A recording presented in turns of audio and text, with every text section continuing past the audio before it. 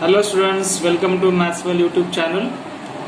Today we are going to see the next part of mathematical logic chapter from 12th standard, which is useful for science and commerce both students.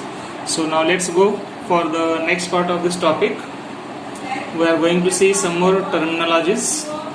Let's see one by one. The first one, the quantifiers and quantified statements. What are quantifiers, and then we will see what are the quantified statements. So see here, the definition will be like this. The symbol which was seen in the mathematics, the symbol is of this type, that is V and a horizontal line within it. So this symbol which stands for all values of, that right? So for all values of, so whenever such symbol is used, this is known as a quantifier, and it is called a universal quantifier. There are two types of quantifiers. One is a universal and another one is a existential quantifier. And the symbol of this type, so here this symbol stands for there exists X. So here this symbol stands for exist, so we can call this as a existential quantifier. So one is a universal quantifier, another one is a existential quantifier. So for example, here for every x in R, here I have used the one example. For every x in R means every x belonging to R, or for every real number, x square is non-negative. So how to represent it in using these quantifiers? I can write it as for all x in R, x square is greater than or equal to 0. So such a statement is called a quantified statement. Or I can define it like this: an open sentence with a quantifier becomes a statement and is known as a quantified statement. As I have given one example here, so that statement may contain either existential quantifier or a universal quantifier. So such a open sentence with a quantifier which become a statement is known as a quantified statement. So using these quantifiers and quantified statements, let's see some example from the next exercise of this topic. So let's give for the example. The question will be like this: use quantifiers to convert each of the following open sentences defined on N into a true statement.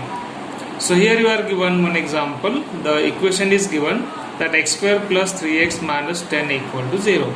This is a mathematical equation. So when this mathematical will become a statement using this quantifier statements, quantifiers, let's see. Let's solve it and get some values of x from this. So since it is a quadratic equation with constant in negative sign, so we can use a factorization method to get its factors, to get its values of x here.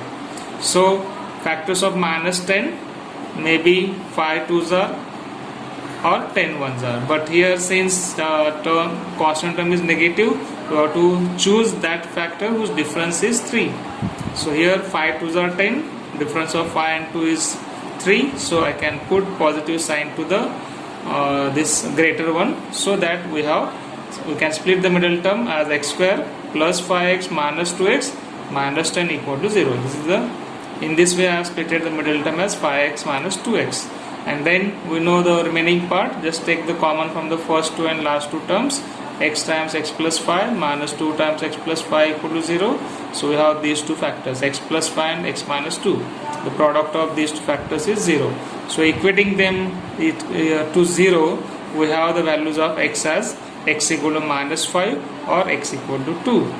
But as you are given that this sentence defined on the set of natural number n, we are getting two values of x as minus 5 and 2, among which 2 is only a natural number, minus 5 is not a natural number.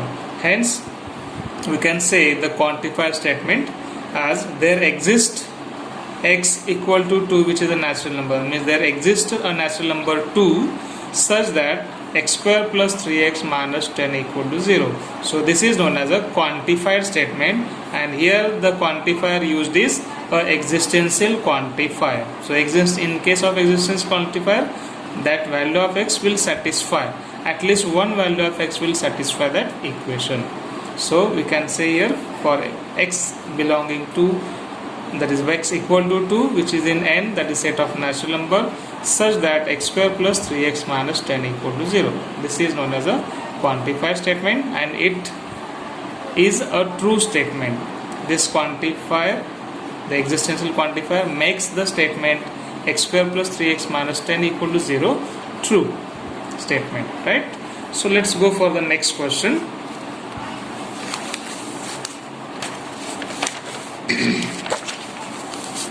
Let's see the second equation, second example. The next example is 3y minus 2 less than or equal to 9. So here we are given some inequation. So what will be the value of x satisfying this inequation? Value of y here, because the variable used is y.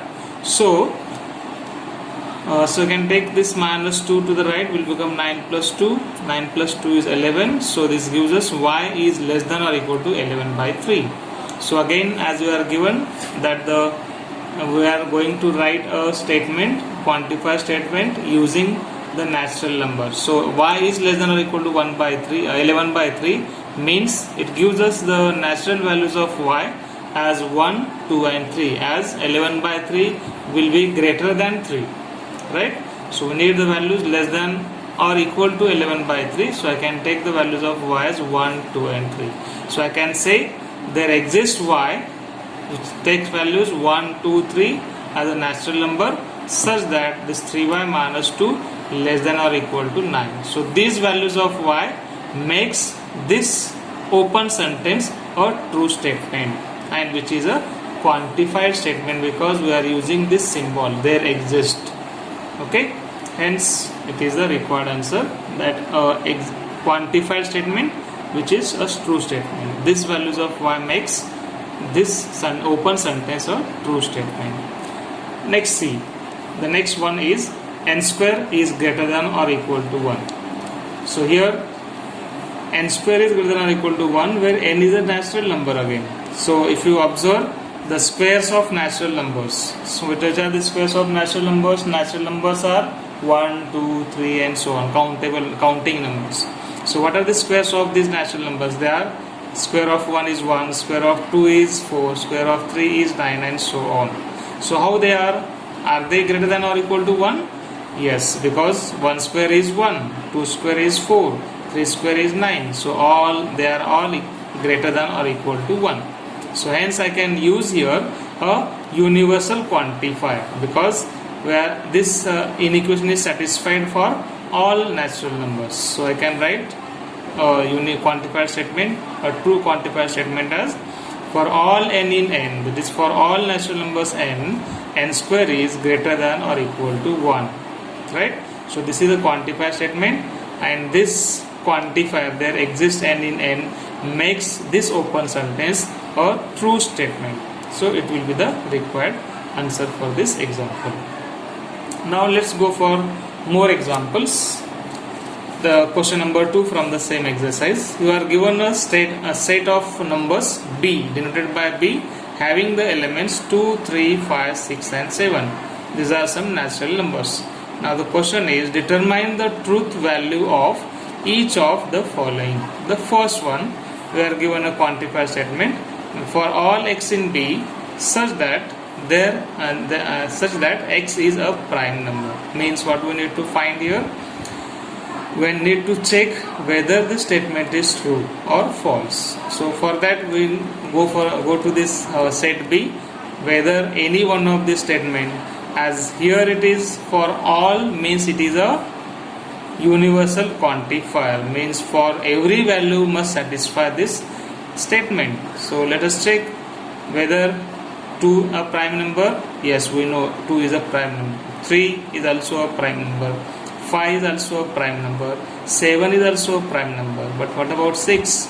6 is not a prime number. Means I can say for x equal to 6 in b, which does not satisfy this statement, means we can say that x equal to 6 in b is not a prime number. Hence I can say the truth value of the given quantified statement is a false.